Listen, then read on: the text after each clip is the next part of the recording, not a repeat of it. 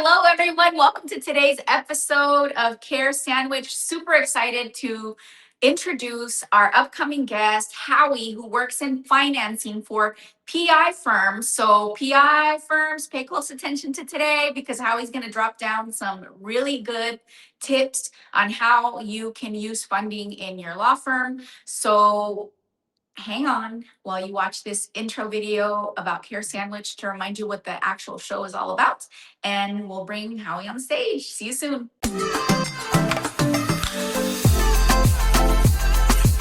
Welcome to Care Sandwich, the podcast where we dive into the success journeys of law firm owners across the country. I'm Margarita Eberlein, your host and the founder of Marketing Boss, a fractional chief marketing officer firm for law firms. On this show, we'll explore the challenges, strategies, and victories that have shaped law firms and how they wrap every interaction with care.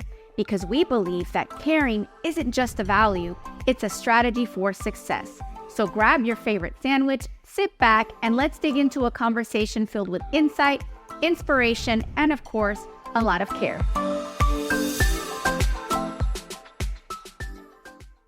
All right, guys, get ready to meet Howie. Howie, welcome me on the come join me on the virtual stage. Nice to see you, Margarita. Thank you for having me as your guest today, this morning. I just had to have you, Howie. For the for those of you that don't know who Howie is, Howie was at a PI masterclass, and I looked over at his booth, and he had a bottle of alcohol, and I'm like, here's a guy that knows his avatar. I'm like, I got to meet this guy. So Howie, tell us about you, your story, and your business. How do you help law firm owners? Well, I am the CEO of Capital Financing, and as you could probably see, your viewers can see by my name, I'm a doctor by trade. I practiced for 18 years. I retired in 2014 to focus on my other companies that I run. You met me through, as you said, the conference in Miami, and we are a national innovative plaintiff and case expense financing company that focuses on the personal injury industry, helping plaintiffs as well as law firms. And we've been in this industry for quite some time, since 2010. So what took you from being in the medical space to getting inspired to really do what you do in this other space? It's just a journey. I've always been an entrepreneur at heart. Gotcha. I have always been, I treated personal injury patients, and I've always been somebody that looks to flaws in an industry. And I saw a lot of them as a practicing doctor, and the struggles with the inability to get access to medical care for my own patients back, going all the way back to the 90s and the early 2000s. And I first started out, my first venture outside of practice was building a company called The Injury Specialist that celebrates its 20-year anniversary this year. It's the largest medical legal network probably in the nation. It's been coined the LinkedIn of personal injury. It's a technology platform that's a SaaS model, that it's a B2B where lawyers, physicians of all specialties, imaging centers are all on a platform utilizing and referring to each other.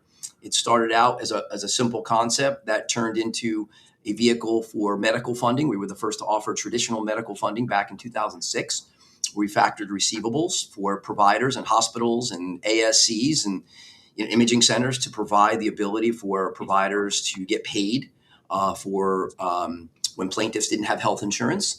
And it was super successful, still is. We're in 40 states now providing this service. It's been scaled quite a bit. And then Capital Financing kind of gave birth through the lawyers asking us to get into plaintiff financing a little bit prior to 2010. And we had to learn about this industry and found it fascinating and realized there was a lot of problems and issues within that industry. And we decided to tackle that the same way we decided to look at improving the ability for plaintiffs to get access to medical care they needed and deserved. And my passion as a doctor is to help people. It's just who I am at my core. So everything we've done has been a a vehicle to help people just in different ways, but also within an industry that I knew very well and intimately for so long. I've been in the industry for 30 years. So when I started looking at plaintiff financing, it was another opportunity to solve some of the issues that we saw within the industry, which is what we set out to do. And we've been doing that now for 16 years in different financial models. Wow. So walk us through how attorneys can get in touch with you for help with financing, whether it's for the plaintiff or for the cases themselves. What does that look like? Well, I'm out there. I'm all over the country. I'm on the road quite a bit. I go to a lot of conferences. I probably go to around 20 to 23 conferences a year. So we are offering our financial services to plaintiffs as well as law firms. From case expense financing is really what I mean by the law firms in general. We are at every type of conference, from state associations to national conferences. So people know me pretty well through the industry. Thank God for podcasts. My names have been out there with podcasts, but the best way to reach me is our website at injuryfinancing.com. That's a great way to find me, or my email address, Howie at injuryfinancing.com. Can you share a story with us about how plaintiff financing maybe helped a case that just stands out in your mind where Sure. you were involved? Sure. So a little background. When we got into this industry, it was the Wild Wild West. And the problem within the industry, and a true entrepreneur, which I like to consider myself, is really finding the problems in an industry and coming up with solutions. And, when we came into this industry, it was notorious for very high interest rates, and where plaintiffs would borrow money. And by the time it was repaid back, the rates and the payoff was extraordinary. It made it almost near impossible to settle cases. So my attempt, or my introduction to the market, was coming up with a better model for the plaintiffs that would turn the industry on its head. And it was disrupting the industry. I was not well received by the industry when I came out of the gate. I was told I'd be out of business in 6 months, and here we are 16 years later. But the model that we set out to do was create a cap model, an interest model where the interest would terminate instead of compound on a monthly basis for years. It was a predictable end result that protected the plaintiff if cases took longer. And we capped it at 12 months, which still to this day, I've never seen. There are companies nationally, Margarita, that cap their interest in 2 or 3 years, but nobody at 12 months. So for an example, in a story, you mentioned a story. Well, I had a lawyer recently sought out my services for plaintiff financing because his client was struggling financially and needed an advance against future proceeds of his case, which is essentially what we do on the plaintiff financing side. And the client needed a significant amount of money to pay his bills and live on a day-to-day basis. The lawyer used me as a strategy, the strategy that he needed more time to nurture the case, to build the case. He needed to go through mediation. And the client was struggling financially and wanted to settle the case sooner. But the lawyer knew that the case was worth a lot more if he just had more time. Yep. So by me getting involved in providing an advance against future proceeds of the client's settlement, the client was able to pay their bills. They were no longer under stress, and it gave the lawyer the freedom to now work on the case for a longer period of time. The end result was another 6 figures to that case that the lawyer was able to successfully attain from the insurance company. How that benefited everybody was that client certainly benefited because there was a higher settlement. So they're more financially secure now. The lawyer obviously benefited. Everybody won in that case except the insurance company. So we're proud to say that we were a helpful resource, and that's what we do every day. So I would say that if you're a personal injury law firm owner and maybe you've been hesitant to encourage your clients to take out loans like this, what I'm hearing is you are very conscientious of what's best for the client with that cap and the interest. That's beautiful. And really look at it as leverage for your case. And I have seen so many instances where clients get desperate, meaning like the actual injured get desperate, and for very understandable reasons. They can't pay their rent, like they're in crisis. And cases are unfortunately settled way too soon, and they don't have to be. Yeah, I mean, law firms typically don't advocate what we do. They don't want their clients taking money, and I Exactly. 100% agree. Yeah. You're right. Everything you said was correct. We actually call ourselves a plaintiff friendly option, and we're proud of that.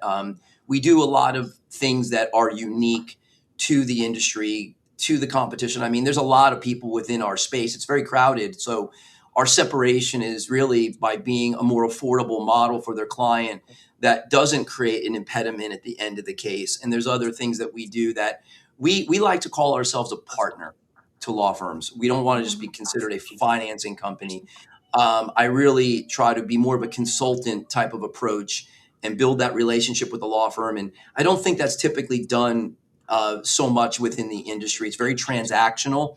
It's very different from our company and how we operate and we look at things. So I do care about the client. I do care about the outcome. I do care about doing it the right way.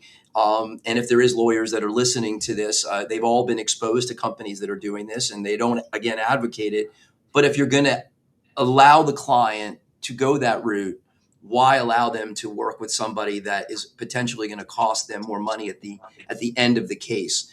And at the same time, there's some other attractive features that we do that are unique, that stand out to the people that use us, the law firms that utilize us for their clients, that they really appreciate that we go over and beyond the normal transactional process that moves through through for the clients. So I'm proud of that. And I'm even more proud of our case financing, which has really been just taken over the industry. And I'm asked to speak and be on podcasts just on that subject alone. So Yeah. yeah, we're making some big impacts in this industry, Margarita, and the fact that I retired, now 12 years ago, my goal is to impact as many law firms and people as I can with the things that we do. So talk to us about a story with case financing where you were able to help with maybe a case as an example, and then Sure. definitely share how that works. Hey there, I hope you're enjoying the conversation and your sandwich as much as we are. I want to take a moment to share a few words about our sponsor, Marketing Boss. If you're a law firm owner looking to supercharge your growth, our team at Marketing Boss is here to help. We've got over a decade of experience and a proven track record, and we specialize in growing law firms like yours with data-driven marketing leadership. So if you own a law firm and you're ready to get a predictable, steady flow of cases from your marketing, let's connect at marketing-boss.com. Sure. So many stories. Yeah, So I many. know. Just pick one. Pick one. Yeah, no. I had one, I think 2 weeks ago. Very well-known lawyer in Georgia. I'm in Atlanta. And he's very well-known. He's actually now, he's probably the most well-known med-mal birth trauma lawyer in Georgia. And he had cash flow issues. And he was referred to me. And cash flow is a really common problem within the contingency law firms. And it's not talked about. Contingency lawyers typically, Margarita, talk about their settlements, their verdicts, how many cases they have, how many new clients they have. It's always about the wins, but nobody really talks about the business side. And there's a lot of problems that are evident that nobody has addressed within the industry for a very long time. There's been a status quo of sorts within the industry for 50 plus years that the lawyers that are on a contingency do things very unique to the rest of the legal profession. And for that, it has created a lot of problems. One of them is a cash flow issue. So one of the things that we have been able to tap into is law firms that are big and small and volume and non-volume that are boutique. They all seem to have different pain points. And there's nothing more problematic for a law firm than cash flow issues because it impacts everything that they're able to do. Work with somebody like yourself or work in, put their money into marketing or operations. So I do case financing very differently. It's not an industry that's new, but most people have always done it as most law firms have looked at it as a line of credit through an institutional banking source. We invest at the case level. And we do it non-recourse, which means that if the case is lost, there's no recovery. We don't even get paid. So we take all the risk. And because we invest at the case level, it doesn't matter how many years the law firm has been in business. We're not looking at the lawyer themselves and their background. It's really case specific. So this particular lawyer that we got in touch with has a very boutique practice, but high value cases, 7 to 8 figure settlement cases, but they don't settle for a long time. And he was running into some problems with his cash flow, with expenses and things of that nature.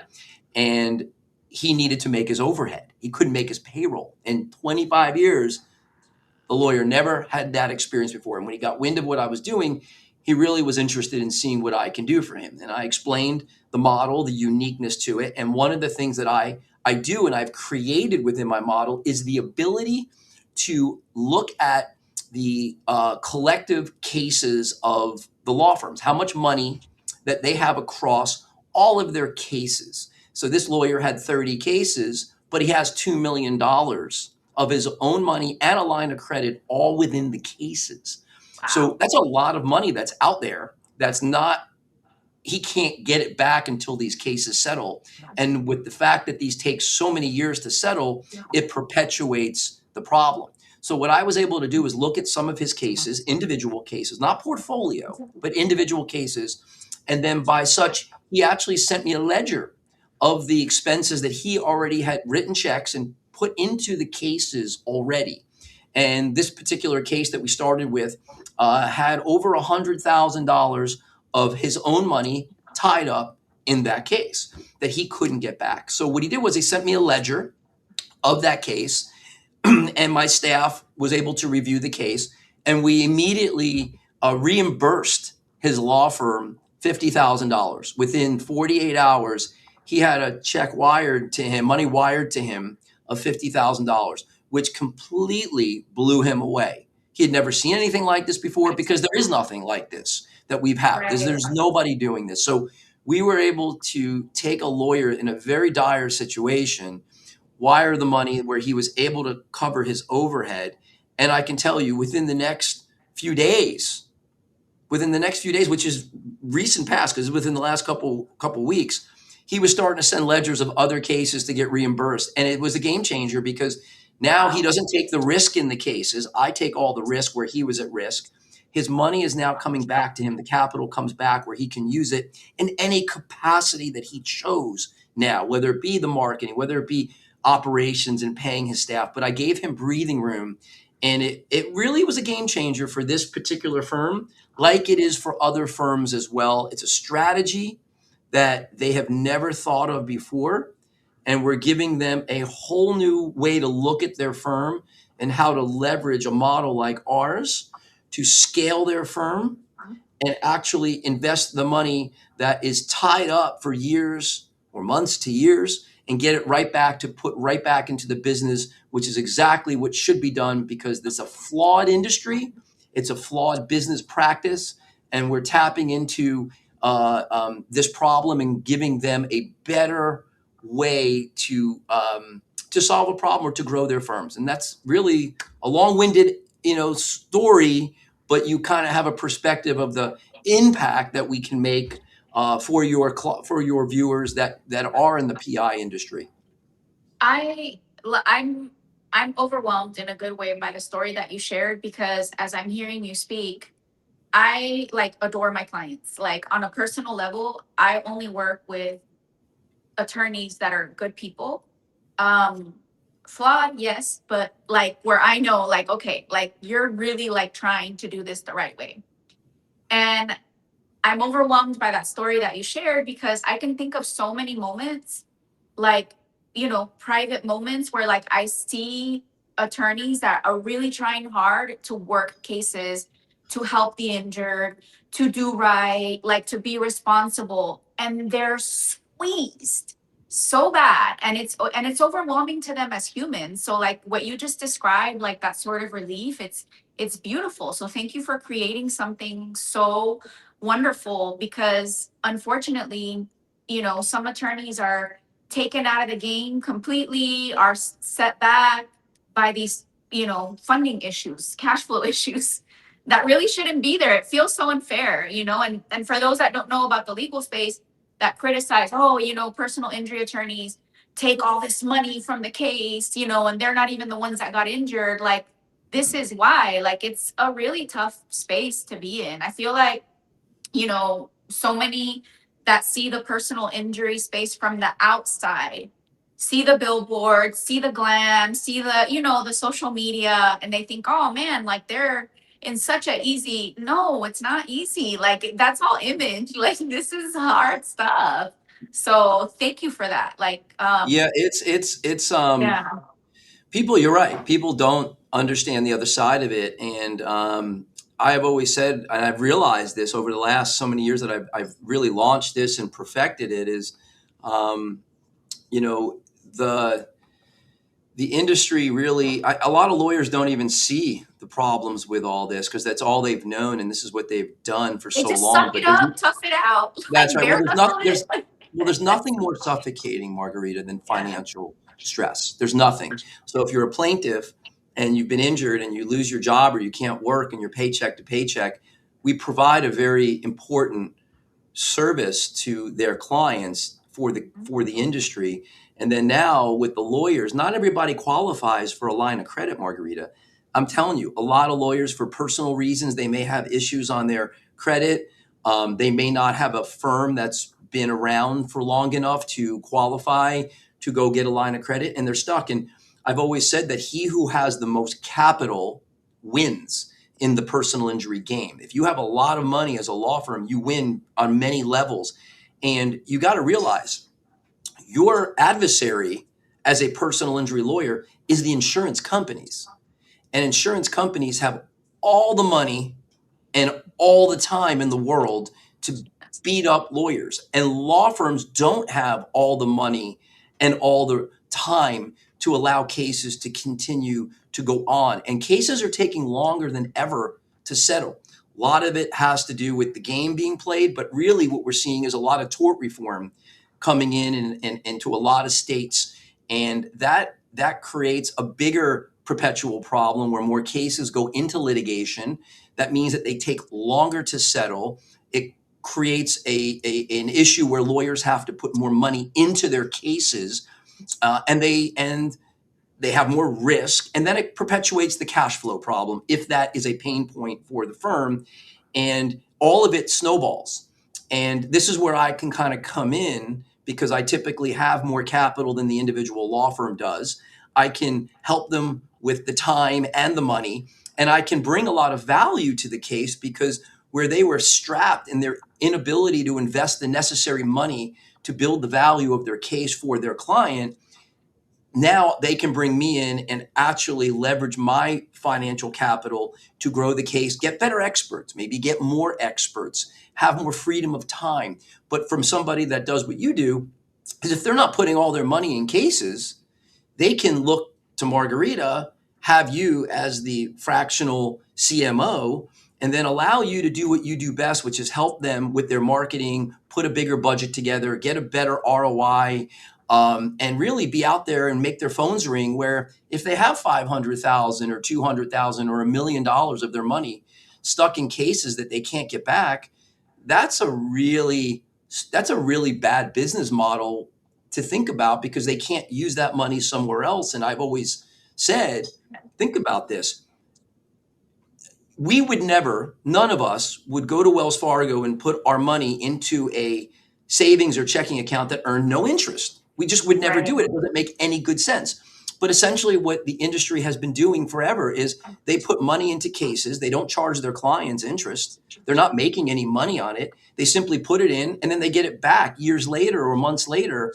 And that's it. And it's just, you really start to unpeel the onion and start to really see that this industry needed a lot of help. And it's a passion of mine now. Yeah, I went from being a doctor and all the things that I've done, but really what my passion is now is finding a better way for law firms to grow and scale their firm and also to help their cases and maximize the value of their cases that maybe they couldn't do before I came along. That's wonderful. Howie, this is really great information. Let's put your contact info on the screen. Again, if you're a personal injury law firm owner, definitely connect with Howie and his team, get some more information about how they might be able to help you. This is just the tip of the iceberg. Just the tip Um, of the iceberg. There's so much to it. yes. There's so much. Absolutely, but learn more. And Howie, thank you so much for your time, your generosity, and again for putting all this effort into engineering creative ways to help the injured. Ultimately, that's who you're helping by helping Yes. these attorneys that are passionate and that need this help from you. So thank you for all that you do. I do have one more question for Okay. you because I feel like I've kept you long enough. And you know, it's called the Care Sandwich Podcast. So what is your favorite sandwich? Tell us a little bit about your preferences and about you. Well, my favorite sandwich is that's easy. Peanut butter and jelly. I mean, there's What? nothing better. I mean, come on. I mean, That's it. what's I that? love it. That's it. Just peanut butter and jelly. I love it. Yeah, Simple. a sandwich is what? What's the definition of a sandwich? People don't even Yeah. know. It's two pieces of bread and something in the middle. Right. Yeah, I mean, it's the comfort food. I mean, growing up, American. I mean, my wife is Mexican. She always thought that the peanut butter and jelly was disgusting until she was pregnant with our first daughter, and I caught her eating a peanut butter and jelly sandwich when I came home from work one day, Your and I walked into genetics. the kitchen. Your genetics made her do that. Right. Well, I That's walked into the awesome. kitchen, Margarita, and there she was. She was not expecting me to come home for lunch during the day, and I came home, and there she was in the kitchen eating a peanut butter and jelly sandwich. And I'm proud to say she's never had one since. But yeah, I mean, if you were going to give me a sandwich and say what would you like? I mean, the go-to has got to be the peanut butter and jelly, and it's got to be grape jelly also, and it's got Yeah. to be certain types of peanut butter too. It just can't be any peanut butter and any jelly. Okay, awesome. Well, there you have it, folks. His favorite sandwich. Send him a good care package with good quality ingredients, and he'll give you a special price. Anyway, just kidding. All right. Howie, you've been wonderful. I'll see you backstage. Those of you that are listening, get in touch. Don't be shy. Just get some more information and get that funding that you need to help the injured. We'll see you on the next episode of Care Sandwich.